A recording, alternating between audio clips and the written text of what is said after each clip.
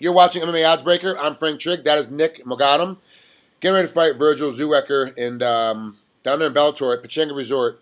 Now, Nick, as I'm looking at your record, you're kind of all over the place. You're 6-6, 6 wins, 6 losses, but your wins and losses are kind of all over the places. Like when I lose, it would always be like rear naked choke. You're losing, you get TKO'd, you get submission, and then you get a couple of decisions, but then you kind of win the same way. What goes through your head?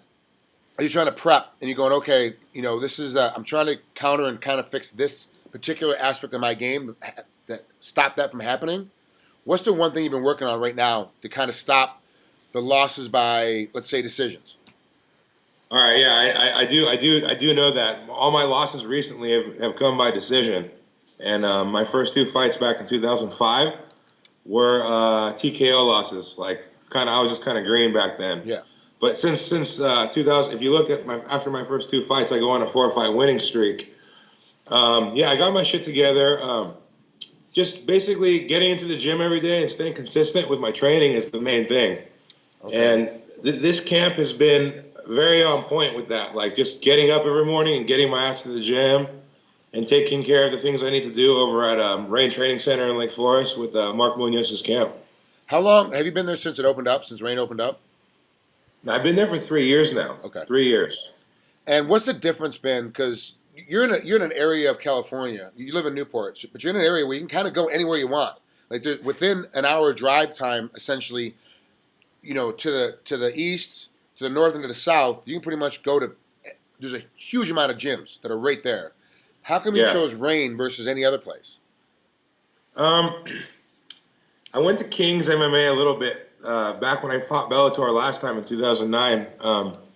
I don't know. Rain is it's closer for my work and stuff like that. It's just more convenient. And like the one thing that I thought I was lacking after my 2009 Bellator stint was like I'm really good at jiu-jitsu. I'm a black belt in Brazilian jiu-jitsu, but I had trouble getting people to the ground.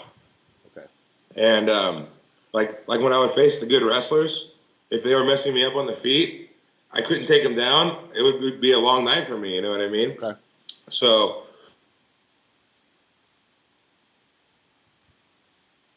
Has Mark spent a bunch of time just dealing with you directly in your wrestling takedowns, or has he embraced it?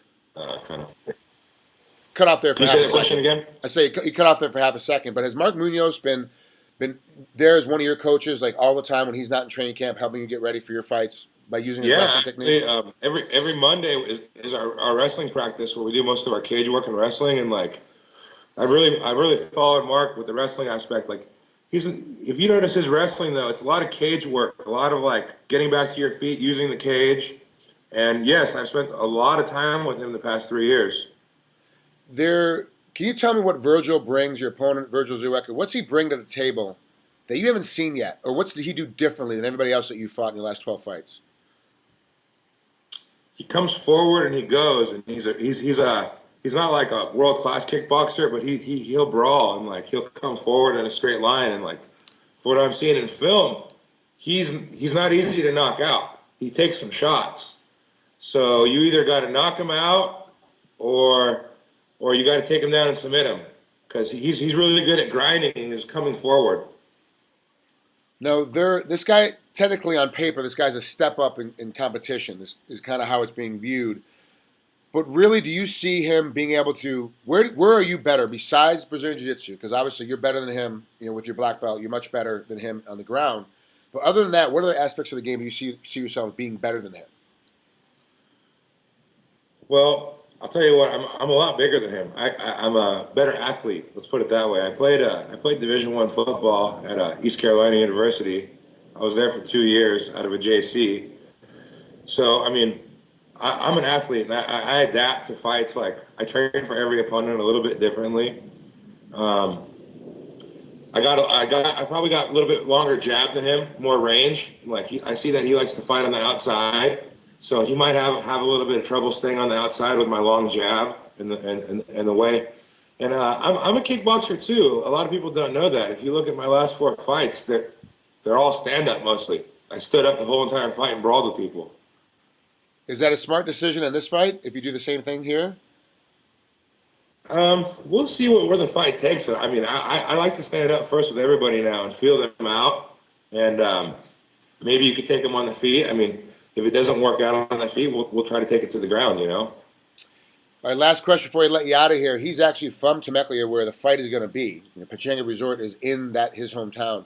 Do you think he'll actually have a hometown advantage per se because it's right there in his hometown, or is your family and friends going to travel up as well? Because I think it puts more pressure on you when you have like all your family and all your friends there, and you have to go sell 200 tickets for the fight. It just puts that more extra stress on you. I'm the underdog. I'm 6-6-1. I don't want another loss on my record. I'll tell you that. I'm a competitor. I like to compete, and like I'm competing not to get another loss, and fighting for my survival here to stay above 500 right now and try to go on a little streak in Bellator. And it's Bellator's a good spot to get a streak in because they definitely take care of the guys that are winning as they come up and get through. So, Yeah. Nick, I really appreciate you coming on here Yeah. for a couple minutes on a Sunday. Have fun this next week when you're battling out there in Temecula, and I'll be watching at home on TV. All right. Thanks, Frank. You got it, bud.